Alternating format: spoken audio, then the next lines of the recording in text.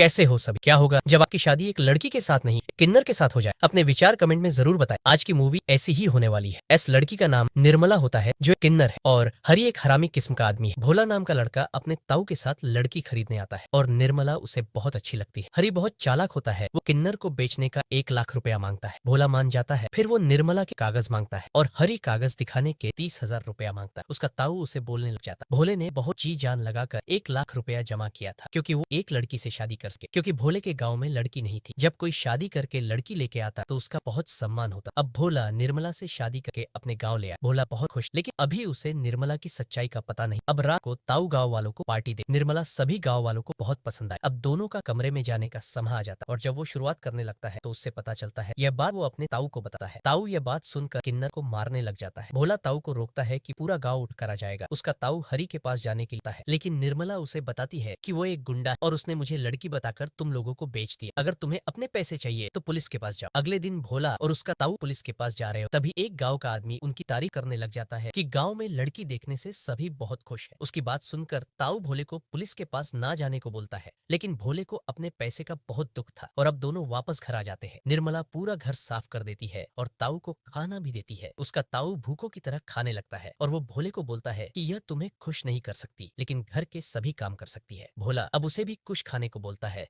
और निर्मला भी अब खाना खाने लग जाती है। भोले को लगा था कि निर्मला ताऊ की मार खाने से भाग जाएगी। निर्मला जब गांव में जाती है, वहां पर एक औरत आ जाती है। निर्मला वहां से चली जाती है। जब निर्मला ताऊ के लात दबा रही होती है तो ताऊ उससे बोलता है कि किसी को पता नहीं चलना चाहिए भी, तू किन्नर है। अब भोला भी निर्मला से प्यार से बात करता था और अब वो उसके साथ थोड़ा खुश भी रहने लग गया। अगले दिन जब भोला सामान बेचने के लिए उठाता है तो वो गिर जाता है और वो बोलता है अब मैं अकेला नहीं जा सकता। ताऊ उसे जाने को बोलता है तो भोला निर्मला को अपने साथ जाने के लिए बोलता। ताऊ भी उसे बेचने को मान जाता। मेले में निर्मला के साथ सारा सामान बिक जाता है और जब भोला ताऊ को आकर बताता है तो ताऊ पैसे देखकर बहुत खुश होता है और भोले को कुछ पैसे दे देता है। अब दोनों कमरे में चले जाते हैं और निर्मला अपना चादर निकालती है, लेकिन भोला उसे अपने साथ ही सोने को बोलता है और अब वो उसके साथ ही खेलने लग जाता है।